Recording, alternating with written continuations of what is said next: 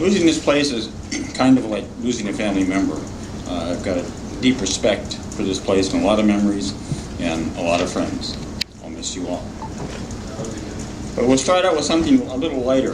Remember Star Trek and the Trekkies who would come and go to conventions and dress up like these people? Still happens. And I wondered how they would pick up girls. And so this is a poem about that. It's how not to pick up a girl using a poem. It's called The Borg. Hey babe, you may not have been a Star Trek fan, but in the Next Generation, you know the one with Jean-Luc Picard, there was this race known as the Borg, who would conquer all people they encountered, and their theme was, resistance is futile. Now I am not a Borg, but I look at you and tell you that, hey babe, resistance is futile. So open your all to me and let me in, because we are going to have a hell of a time together. I think I'll call you Becky, Becky the Trekkie. So Becky, stop resisting my persisting and start risking. While I warp speed you over to my place in my parents' basement, where I'll let you sit in my big captain's chair. You know, the one I use to navigate the Enterprise and to await messages from Starfleet. I'll make you an old world new, Becky. I'll step into my half bath and change into my Klingon costume. And when I step out, you can strip it off of me. And then, Becky, Becky, I will boldly go where no man has gone before.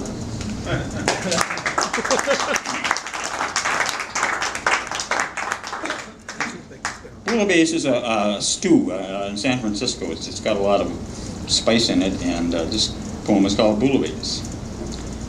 I like my women like I like Bouillabaisse. Lots of variety, a little bit of everything, with a big pinch of spice and a large scoop, and a hard scoop of nice, brought to a slow boil, hot steamy boil, and served fresh as both the main course and the dessert. Bouillabaisse, anytime, a great treat.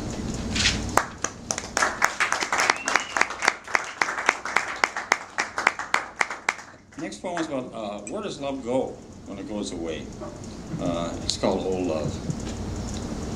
A past love may no longer dance, and it will of itself get lost within the crevices of the living of our lives. Some bury it under the weight of hate.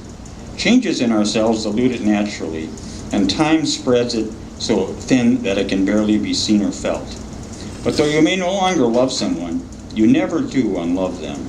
For though the love is lost, it never disappears, and there's always something special there as it lays deep within you in a locked, lost room, belonging to that other person only.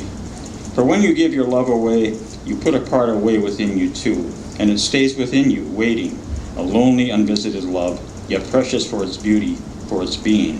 For our past is carried with us, and our love stay with us to our dying day.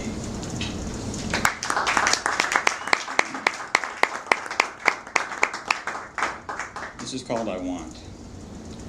I want to slide my hands, drifting like water over your soft body, a breeze of feeling setting it to motion, like wind, like storm, moving into you, like the sea, yet uncontrolled wildness and naturalness, the trembling, exploding moments roaring, then subsiding with the dying of the wind, water now stilled, an unmoving pond, reflecting like a memory, the gentle after silences, for each of us, each other's breaths, us, yes, us, like a 1,000-piece picture, finally fitting together in perfect clarity, bringing the calm and all the warmness of a winter hearth, and all of its happiness, all of its tomorrows.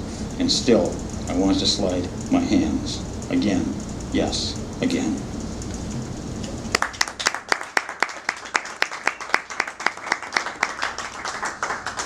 Next poem is called Little People. It's about the people who gossip. You know, all these people that gossip and scare people and sometimes we change our lives for them. It's called Little People. Little people, they got teeny tiny minds with dinky, inky, shrinky souls and great big fat behinds. They cough the air with gossip because they got no life at all. They think by spreading lies around that somehow makes them tall. You've seen their little forky tongues, their beady little eyes, heard their whiny little voices and their all too frequent sighs. So why do people abdicate by giving them control?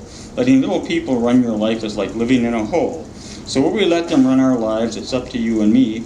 We can live a life that we want to, that they want us to, or live a life that's free. So if we let the little people control the things we do, then don't you see that we become the little people too?